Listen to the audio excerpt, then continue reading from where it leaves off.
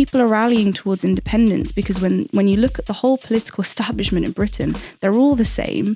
They all stand for austerity, and people are desperate for an expression of something else, for someone to give a voice to the anger that they really feel. What tangible steps do you think people can take on an individual level? Because sometimes people feel quite powerless.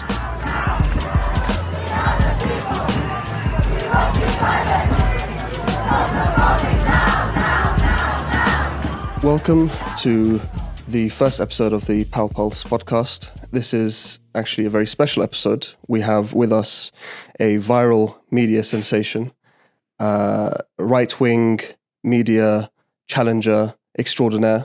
She went into the belly of the beast, as they would say, and challenged them and was quite successful in doing so. So please welcome Fiona Lali. Thank you so much for coming. Yeah, thanks for having me. So I want to start off by asking maybe a personal question. A lot of detractors of those who support the Palestinian cause will say things like, you don't have a connection to that place. Why are you so concerned? Why aren't you concerned about all these other issues? So what would your response be to that kind of question? What made you feel so strongly moved by what's going on there that you had to be active in the scene? I'd say because the issue of Palestine is connected to so many other issues. The same people in Britain, I live in Britain, I'm fighting the British government because the same people who are supporting what Israel is doing in Palestine are the same people implementing austerity in Britain, the same people attacking the right to protest, the same people making life in Britain harder for people. And I think that that's what has made the Palestine movement right now in this moment grow to the position that it is because people are connecting the dots between, the evil atrocities, but also how it's backed up by actually a global system and a network that is facilitating horrors in Gaza, but also facilitating horrors at home for other people. It looks different, but it's reflecting the same process. And I think that's what's motivated me, but also a lot of other people. That's why the protests are growing and growing and growing, no matter what. Yeah. And we've seen a lot of pushback, especially from the right wing, the media, from the government. And we've seen, you've become a viral sensation of sorts, challenging them. So what kind of led you to kind of take that on in these times when it's become exceedingly more difficult to do so?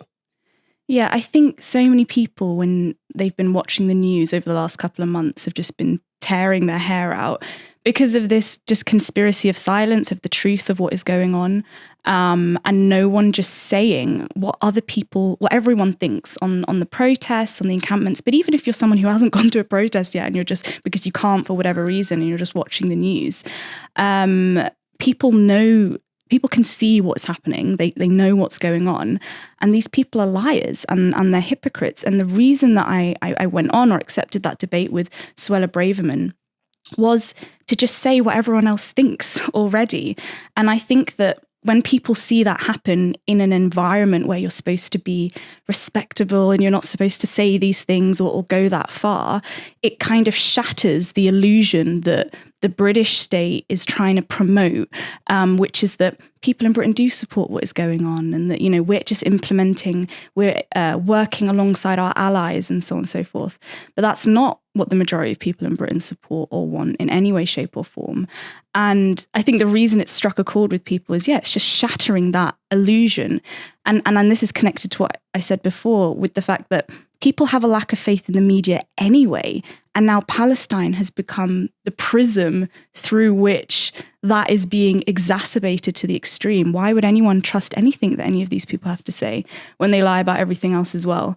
And so, that's why I went on. You can't expect the response things are going to get, but I think it's got that response because it's connecting with the real mood that people have, which is just anti-establishment on the question of Palestine, but also more broadly, I would say. Mm.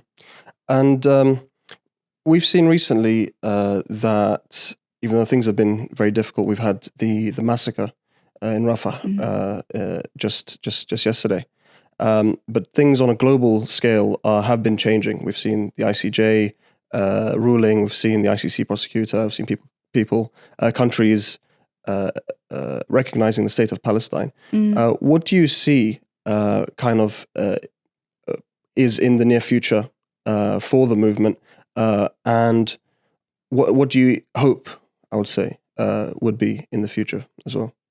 I think what like Ireland and Norway and Spain coming out and recognizing Palestine, and the recent actions of the ICC and the ICJ, on the one hand, they reflect the truth of the matter, which is the horrific war crimes that are taking place ongoing, and also the pressure that has built up in a lot of countries through the movements that have developed.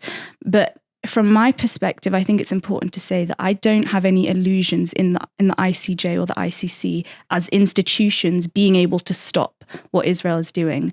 I think what's much more important, but when this news comes out, there's a kind of emotional reaction we can all have, which is this idea of finally someone is holding Israel to account, which is important.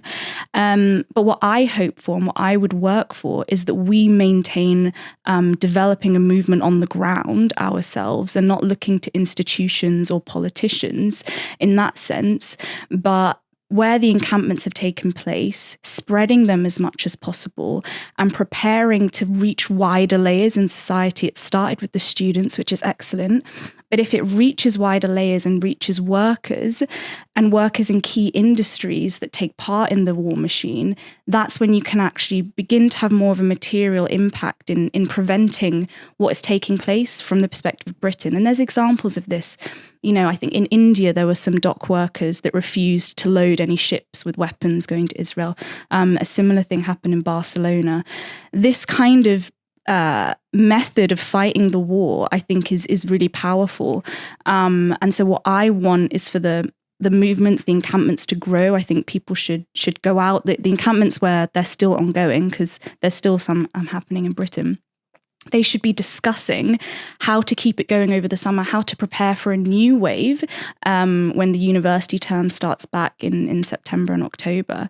And I hope that adds to the global movement that's taking place, because it's not just about Britain, although we're focused in Britain. I think ultimately to see real progress and actually an end to what's happening, the mass movement in America needs to take off, and also in the surrounding countries to Palestine, in Egypt and Jordan. All that. That's where the power lies. It's in the workers and youth themselves. Developing building strikes, like if a general strike took place in America, for example, that could halt a lot of money and support going to Israel. This is the kind of thing that I think is necessary and that I would work towards and try and support. In terms of trying to attain such a large movement, such as a general strike in the whole of the United States, what tangible steps do you think people can take on an individual level? Because sometimes people feel quite powerless. Yeah. What tangible steps do you think they can take in order to achieve that, to convince people who might not be too interested, who are focusing on getting food on the table for their families, to go out of the way and commit to something so revolutionary in a way? Yeah. The first thing we need is the political arguments, right? People need to understand what is going on and educate themselves on the truth of what is happening.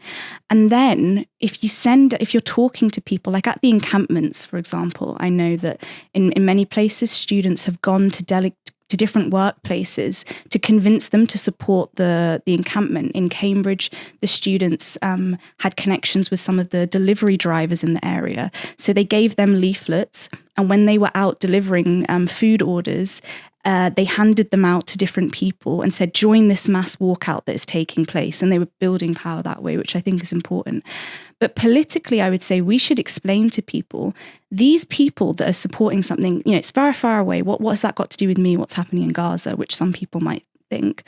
Well, why do they have money? Why is Biden sending billions and billions and billions of dollars to Israel when the conditions of life in America are deteriorating rapidly. People are living paycheck to paycheck. And the same is obviously true in Britain.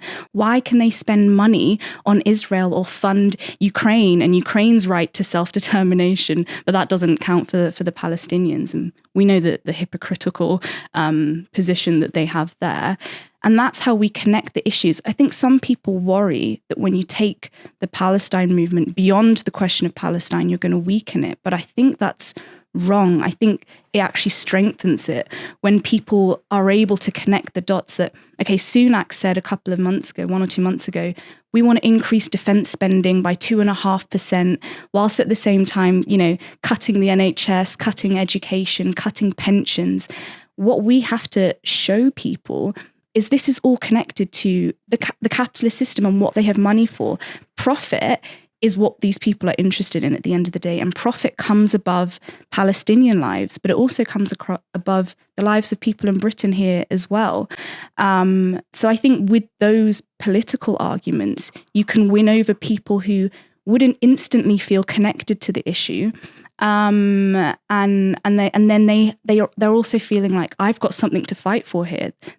The fight for Palestine is also the fight for me, because the people who are supporting it are doing so in order to try and also distract from what they're doing at home.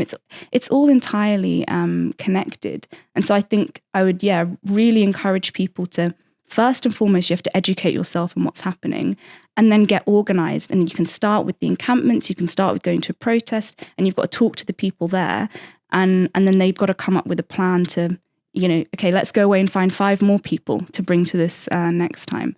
That's the method and the approach that I think we need. That's great. We have a general election coming up, and we have very influential politicians, at least they were maybe influential a few years ago, like Jeremy Corbyn, who are running as independents. And it seems that this, the Palestine situation has actually maybe have made way for more independent candidates to come forward. What do you think the role of independent candidates would be like in a future government in the UK? I think it would be to continue exposing the truth, exposing whatever government comes in. We kind of know that Labour is probably like the majority, going to win the majority of seats. So those are the predictions anyway. So in reality, what we're going to have is a Labour right-wing government. And so the role of independents would be to continue exposing what the truth of that is, because Labour will try and give a left cover, although they're not left at all. They'll try and give a left cover to what's happening in Palestine, but also austerity, because they're also planning to implement that in the same way. And so independents need to fight to expose the truth of that in Parliament, but basically continue to be a genuine tribune for the people. I think people are rallying towards independence because when you look at the whole political establishment in Britain, they're all the same. They all stand for austerity, and people are desperate for an expression of something else, for someone to give a voice to the anger that they really feel. We have to be clear that one individual or one person isn't really enough in any case, right? What we need is organisation on a grander scale. And so any independents or anything like this that are seeking to get elected, and that's good, and there are independents in different places that I would support, Corbyn being one of them. But it has to be connected with something else, right? It's not just about Parliament, but you can use platforms. I think that's what's key, and that's how I see it, is that you should use any platform you can, one, to expose war criminals for what they're doing, but then to reach as many people as possible, because there's no equality when it comes to freedom of speech, really, in this country or in any country, in terms of the platform you get to speak to as many people as possible. The right wing, the politicians, and they've got so many TV shows, they've got so many newspapers where they promote their ideas constantly, their propaganda, right, their lies. So any avenue we can find to put forward our ideas and ideas of revolution, of mass movement, I think is important to take. And I would say that for myself and also for any independent that is standing. So you're running in Stratford and Bow. Yeah. And you you're running as an independent and also as a member of the Revolutionary Communist Party, right? Yeah. And so what ideals is your platform running on? In terms, what will you provide as a member of the Revolutionary Communist Party that is so different from what can be provided elsewhere? The point for us is that we stand for like welfare, not warfare, right? This point about why is there money for Israel, but there's no money for the services we actually need to better our lives, to progress our lives, to take things forward. I think that is the central issue, because that touches on everyone's life, right? Austerity reaches into the homes of every single person and every single family in this country in one way or another. And that is entirely connected with the fact that they're then taking money and sending it to Israel in the way that they do. And so for us and for the program and the policies that we want to put forward, it's very key to explain to people that there is enough money in society to house everyone, to feed everyone, to clothe everyone. But that money is privately held. And what we stand for is not kind of piecemeal reforms here and there, but total expropriation of the bosses, of the capitalists, and using the resources and the money that exists to actually improve our lives and actually have workers have a say in running their own lives and taking things forward.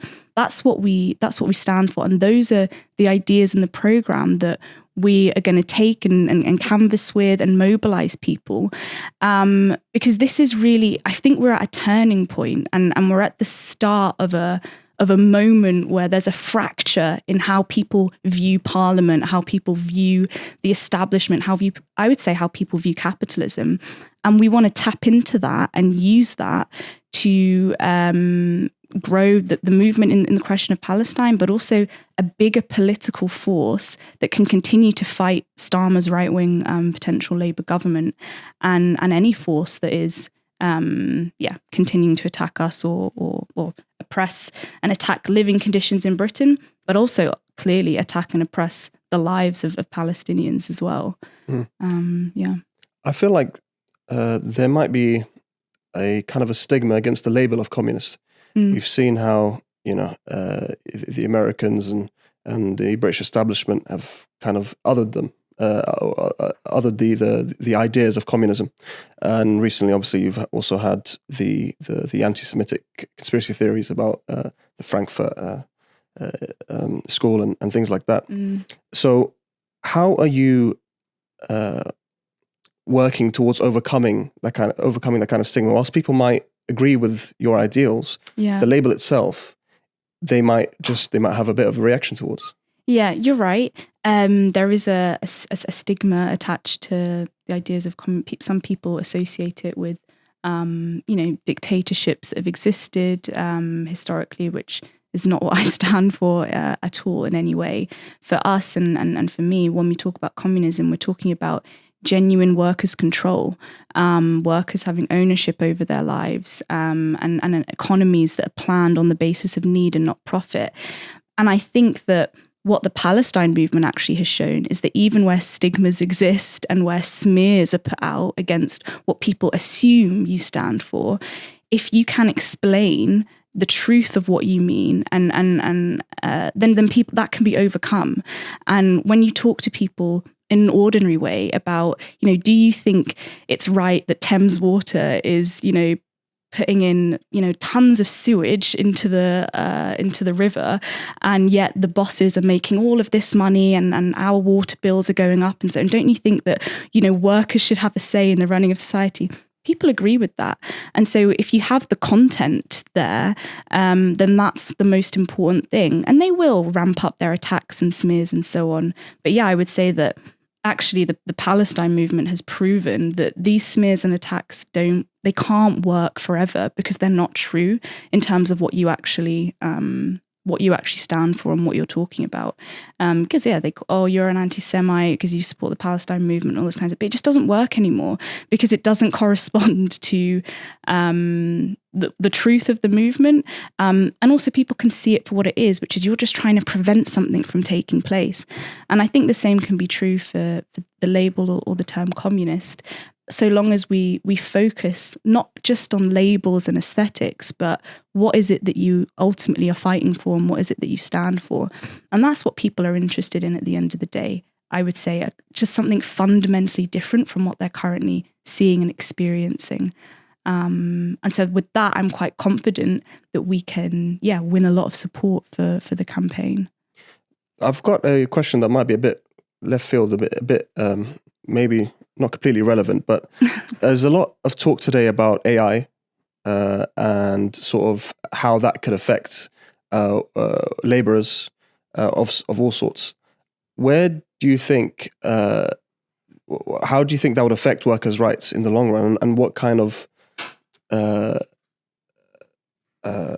programs or policies do you think you could implement in order to mitigate any issues? Interesting question. I think that AI is a very powerful technology that has developed. And what you see is that there's a lot of advanced technologies that have come about recently that could be used to make our lives easier in a lot of ways and make certain administrative parts of someone's job much quicker and easier and less menial and degrading. Lots of people do a lot of menial, degrading work, repetitious sort of stuff that AI could fix.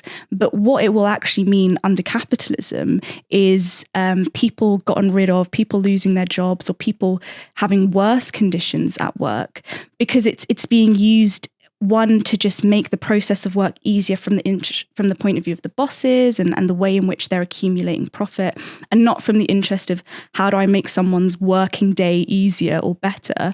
And so, AI is this idea of is AI a threat to us as workers? Under capitalism, it can be a bit of a threat because of the way in which it will be, who owns it, right? Who will control the way it's used and the way it's rolled out? It's by people who are only interested in making their profits larger. They don't care if they sack half of their workforce because they can get AI or something else to fix it. And then these workers are going to have to run around and find somewhere else to do. And so from that point of view, I can understand why people are fearful about AI. And I would say it's just another example of how an economy that's run on the basis of profit is actually damaging us, because imagine we use that technology actually to plan things in a better way. If you think about the mess of how certain massive institutions like the NHS, which has got all these different elements to it, all these different files, and part of the slowness in the NHS comes from not being able to find the right thing quickly enough, or letters being sent to the wrong places. There's technology that we could use to make all of that much quicker and better, but it won't be used for that purpose if it doesn't bring profit to the people who own it. So it's another case for people having ownership over these companies, ownership over these technologies. And so that's kind of how I see AI. If we return to the vote, the general election, now you're running in Stratford and Bow. Mm-hmm. But you're not the only independent running there. So, for example, I think her name is Halima Khan, and she was one of the whistleblowers on the Labour files. Don't you feel like running against other independents will split the vote and end up creating a better environment for Labour or the Conservatives to win? Yeah, I think we should, where possible, always work together to mobilize people as much, because it's not just about, I would say, one election or one individual. It's about what's the most effective way that we can reach as many people as possible around the core ideas that I was talking about earlier, around fighting against austerity, investment in healthcare and education, so on and so forth, rather than support for Israel and so on and so forth. And I think that, I'm sure those conversations can take place and we can find out the best way possible to move things forward. But for me, it's not about different individuals, but it's about what will be the most effective campaign to mobilize people for that. And that's why, I took the decision to stand, is because I believe that I can, and with the support of my party, we can run, I think, a huge campaign actually across the whole of Stratford and Bow. There's a lot of people who want to support that and have said that they want to support me in that campaign. And that's my priority, is to build on the encampments that have already been taking place, that I've been helping to organise, and use the election now to keep that momentum growing. I think that's important. So is Palestine the number one issue for you going into this election? Yeah, I think Palestine will be the number one issue of the whole election, whether any politicians or people running want it to be or not. It is going to dominate because of the invasion of Rafah, and I'm sure there'll be more horrors and more news coming out from that.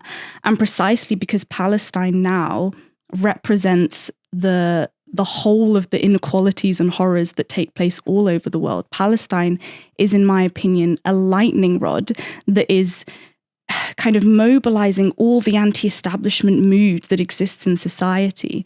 And so I think we should use that to connect all the dots with everything else they do and all the other horrors that these people implement. Do you believe that as an independent, if you get elected, you can actually affect change in a government that is saturated with all these large parties who have whips and party politics? How effective can you be as an independent in such an environment? I think you can affect change not just through the environment of Parliament, but using the platform to mobilise people outside of Parliament. Something that was very clear, when you look at Corbyn, and when he was leader of the Labour Party and he was campaigning, some of Corbyn's biggest moments were actually not in Parliament. It was out on mass protests. It was visiting workers on strike. It was being a part of the movement outside of Parliament, where you're engaged with people. And so for me, I would say it's not just about because no one person can enact a lot of change against hundreds of other MPs or huge parties that are dominating the political establishment. But you can use your presence, your platform, your profile to reach all these other people and say, yeah, I agree with you. This is what I stand for. And this is why you should join this party or join this organization, to keep things going. It's not about Parliament as the end goal by any means, especially not, I would say, at this moment in this election. Do you believe that left-leaning politics is making a resurgence worldwide? Yeah, absolutely. I mean, I think that actually the way I would phrase it is that I think society is polarizing. The center ground, the status quo, whatever has existed for the last 10 to 15 years, for so many people, doesn't work. People want nothing to do with it. So on the one hand, there's a move to the left, but it can also be expressed in a move to the right. And there are kind of right-wing groups in different places that can also capitalize on that anti-establishment mood and redirect it into xenophobia and racism, and the problem is migrants, or the problem is this. They're the ones who are threatening your conditions of life, which is why it's very important for the left to tap into that anti-establishment mood, but in a very, very clear way and not a kind of half-hearted manner. I mean, also, let's look at in America, who are also going to have an election later this year, and the choice is obviously between Biden and Trump again. And yet, so many people are thinking, what the hell? How has this happened again? And they hate both of them. Some people move towards Trump. Some people are racist and, they have all these ideas. But it's also because in this distorted way, Trump, for people, represented something different and an anti-establishment figure. Yeah. And he capitalized on that in a false way, in a demagogic way. And that's something that the left, and I would say left reformism, struggles to really tap into, which is a mistake. And there are consequences that can take place as a result of that, which will be left reformists they lose any momentum that they once had and kind of lose the moment. So I think there is a move to the left in a lot of places, although it's not always going to be articulated in the clearest way. The most defining thing we can say clearly is anti-establishment. I hate the status quo. And the question will be, can a force big enough and serious enough with the right program connect with that? That's what, obviously I'm trying to do, and that what we're striving for.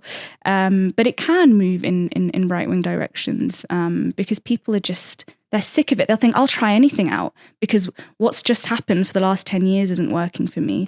Why shouldn't I vote for this other guy? I think that's a clearer way of expressing. Why don't the left have a figure like Trump, someone who's anti-establishment and exceedingly popular? He is extremely, whilst polarizing, he is quite popular. Yeah. Why does this figure not exist on the left?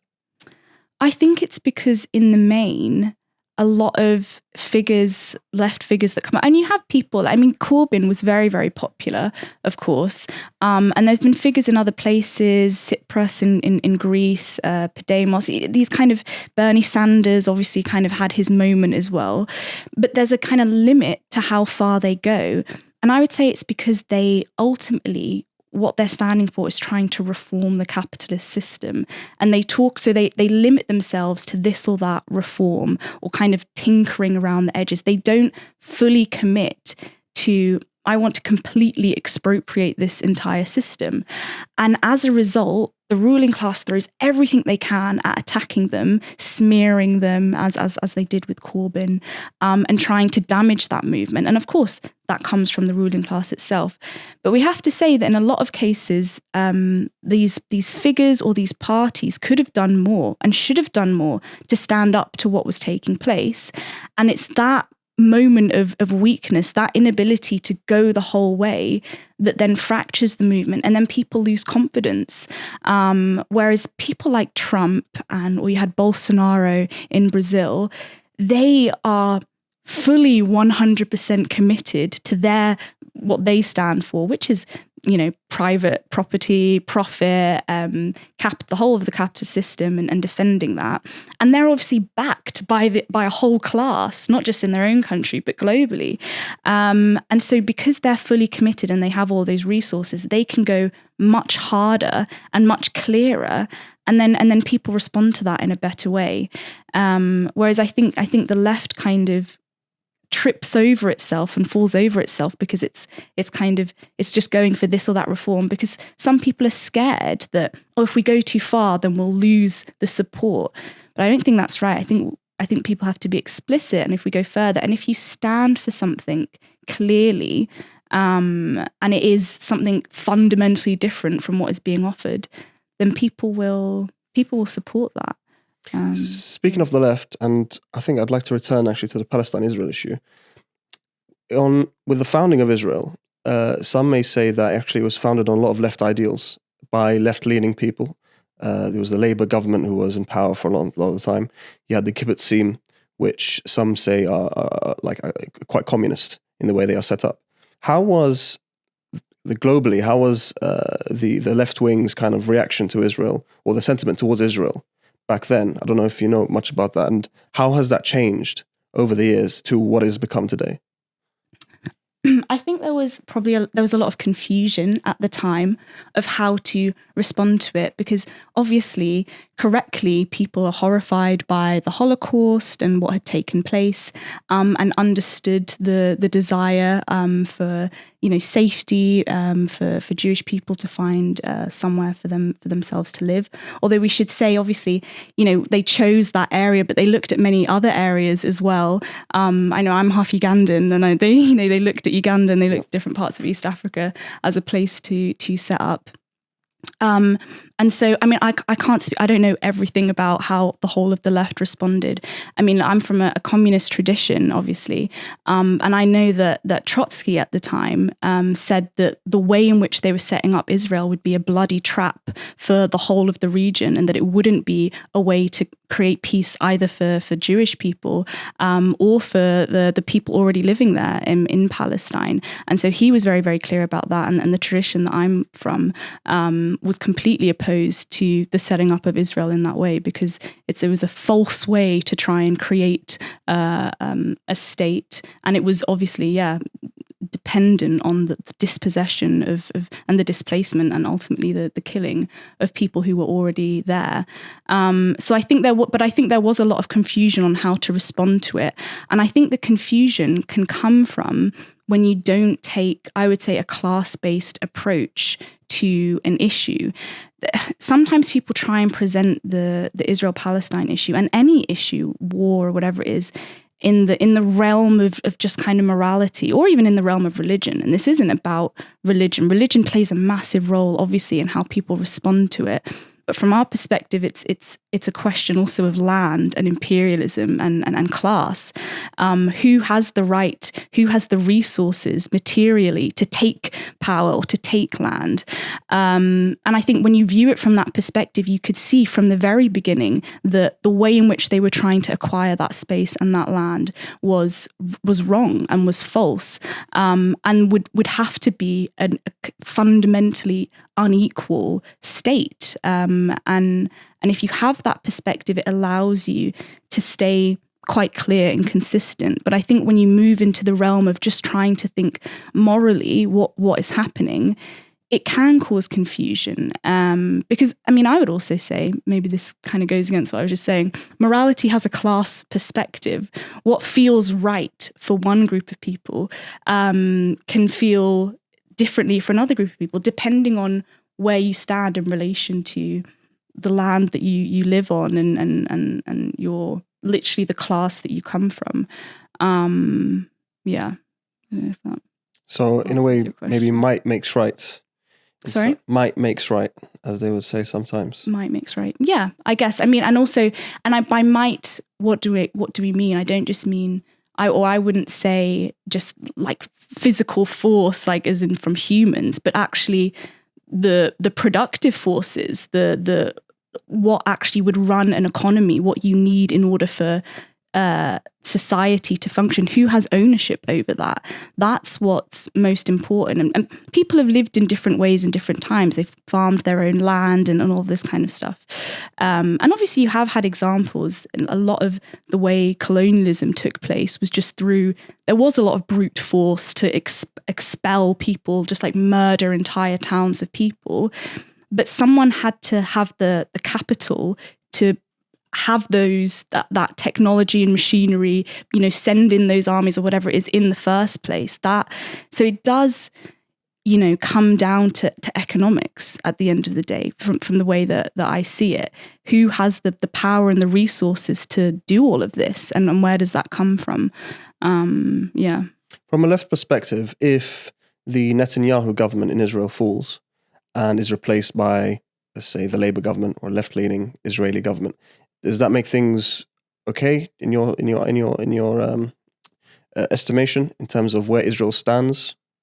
No, because right now in Israel is not moving in a left-wing direction at all. I don't think that's a possibility in the near future by any way.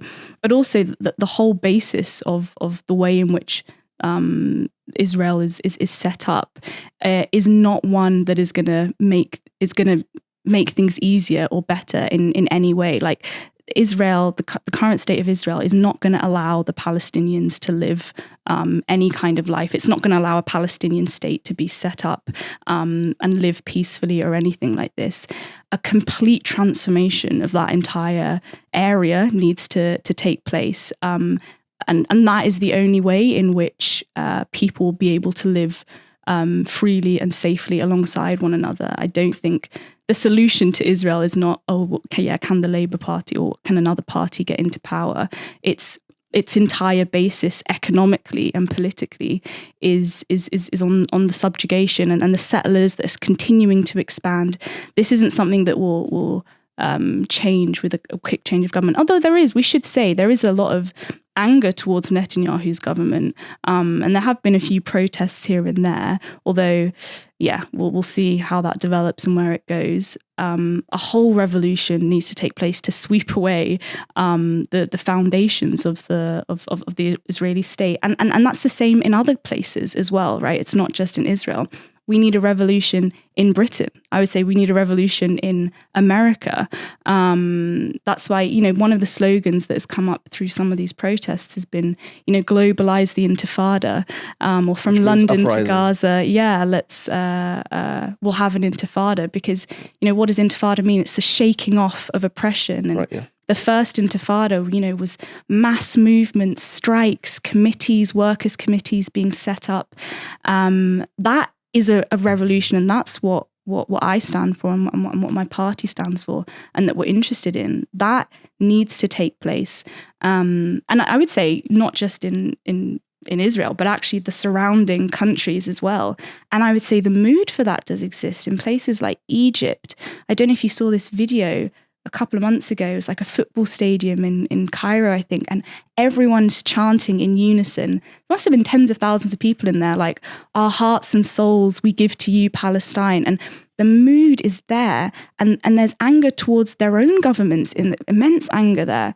If a revolution took place in Egypt that was successful, that could really transform things as well. And you had workers taking power who would actually support the Palestinians, not pay lip service like a lot of these governments do. They pay lip service to the cause of the Palestinians, but then do nothing and actually end up acting as border guards for Israel, which should be called out.